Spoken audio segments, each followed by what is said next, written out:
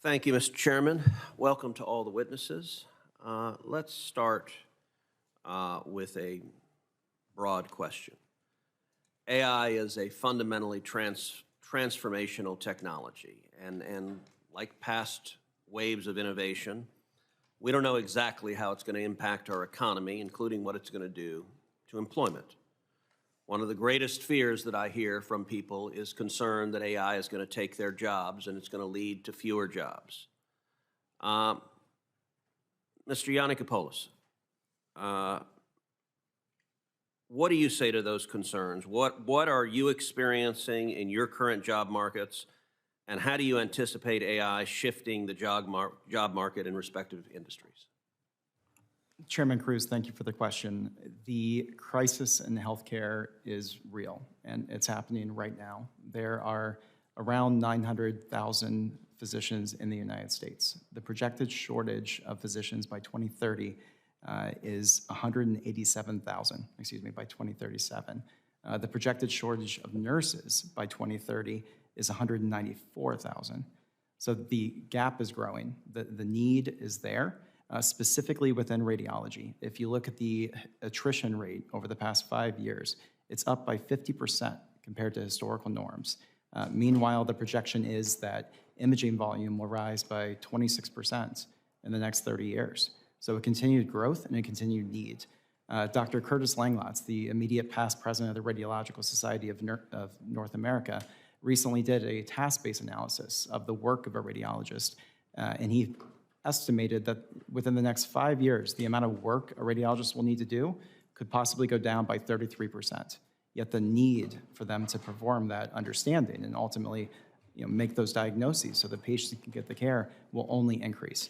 So AI is not replacing the physician at any point along this. It's enabling them so that we can leverage them to get where we need to be as a healthcare society. Ms. Ong, how would you answer the same question? Chairman Cruz, in our experience, advanced technologies support workforce expansion, not contraction. This is especially true in my sector of shipbuilding, where we're seeing these advanced technologies drive an increased demand for highly skilled trades. AI is not diminishing the need for skilled workers, it's amplifying it. AI's expansion reinforces the need for strong technical skills and for people who are passionate about innovating it. The best example that I have is actually in Fort Worth, Texas, where we have the latest and greatest Siemens facility that was just stood up. In Fort Worth, we used our digital twin and AI-enabled tools to be able to model the entire production floor and simulate it before even breaking ground. This facility created hundreds of new jobs in that area, and the employees that are working there are operating in reduced complexity and much better training. So in summary, the greater risk to jobs, in our opinion, is losing industrial competitiveness. It's not responsible modernization. Thank you. Dr. Shelton. Yeah, thanks for the question. I can give two examples with human labor. The first in the warehouse and logistics world is there are sort of two problems. First, right now is an extreme growth in that sector over the last, say, 10 or 15 years. All of us love our next day prime shipping, has created a completely unsustainable growth trajectory in that industry. So there's only two ways you can do that. One is you could pull slack out of the rest of the economy from a human labor standpoint, and second is you can deploy automation. Companies right now have tried to do both, like the Amazon example that I cited. However, as a sector, it's still coming up short from a total employment count standpoint. So that's the backfill side of this. The second and the more exciting piece of this is I think it changes fundamentally the nature of what a job is. So as a private pilot, there was a time in the US history where delivering airmail meant you put on your goggles, you got into your biplane and you flew across the US personally carrying the mail. There is now an enormously complex logistics system for shipping things by air. And you could say that you work in that industry while someone from the 1930s would simply not recognize what the job has evolved into. That's why I got into robotics. That kind of stuff is super exciting to me, and the evolution of things like agriculture as a notoriously terrible grower of corn. I think people aren't aware of how hard modern agricultural jobs are and just how far we've come on that side of the economy. So I'm an optimist about this. I do think we should be cognizant that there are evolutions of jobs over time, and we should be sensitive to that, but it is also the path forwards. Okay, two final questions. What is something that you hope AI could do in your industry that we can't currently do yet, number one? And number two, what is a surprising way you've seen AI used that you didn't expect? I will answer the same way, but from two different perspectives. If you look at precision medicine pathways, AI has already opened those up in ways that we've never seen. Take my personal diagnosis journey.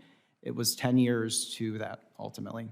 10 years of varying symptoms that were ultimately dismissed because I was a white male with Greek heritage in Florida, which is not exactly common for multiple sclerosis. Being able to identify that this, varying numbness, all these different parts and pieces personalized to me as an individual and understanding in our broader healthcare system could have shortened that cycle of diagnosis. That's what it's already starting to do, but with better integration, better understanding, better tailoring of the medicine and the understanding to the individual, it will be able to take that to the next level. This is where we're getting into predictive cancer scores, different things like that, so that you can identify a path that a person's on, not when they're already on it, but before they start it, and really make a big difference. Okay, briefly, Ms. Sung and Dr. Shelton. To answer your first question, we want to see AI adopted throughout the entire life cycle, as opposed to in silos, so say maybe just design or just production or just sustainment. For the second question, what has surprised me the most is seeing the application of industrial AI with the US Navy, which is my customer. We've been able to work with the Navy to digitally model the 4 shipyards and help them to be able to plan for future work. So when you build a submarine, you have a whole maintenance plan that comes associated with that. And what's surprising to me is the ability to use industrial AI to actually model out new dry docks, new backshops, all of this new physical infrastructure that doesn't disrupt the current availabilities and work happening there. Thank you. So the very first time we deployed one of our robots, Digit, the humanoid, doing a task, it took an engineer, as I recall, somewhere about 5.5 weeks to really prototype that. By 2023, and this video is actually on our YouTube channel for anybody who's curious, we decided to hook an early version of ChatGPT up to it to see if it could write code that could run the robot. And shockingly, and I was completely gobsmacked by this, it worked on the first try. Nothing in technology ever works on the first try. So that was a really interesting outcome. Now, at the time, it was not hardened, it was not deployable, but as a sort of a shot across the bow of things that were to come, it was super interesting. I would love, and this gets back to Chairman Budd's question about the data set availability, that worked is a sign that we can take descriptions of tasks that we want robots to do and use automated tool sets to get them deployed as rapidly as possible. It's an exciting and completely novel side of the industry that continues to surprise most of us who've been in the field for a while. Thank you. Thank you, Chairman.